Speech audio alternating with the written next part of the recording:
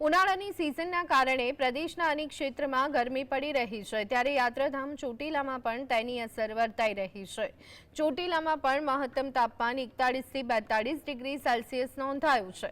ચૈત્રી નવરાત્રિની આઠમ નિમિત્તે પણ તળેટીમાં ગોઠવાયેલા બાંકડાઓ કેટલીક હદ સુધી ખાલીખમ જોવા મળ્યા।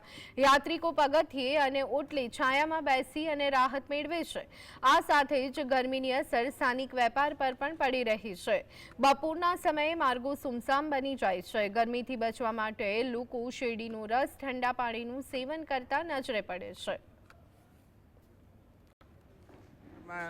ઠંડી ગરમી કે વરસાદ એ ક્યાંય જોવાનું ના હોય, જ્યારે આપણે અંદરથી શ્રદ્ધા જાગે ત્યારે આવી જવાનું હોય દર્શન કરવા।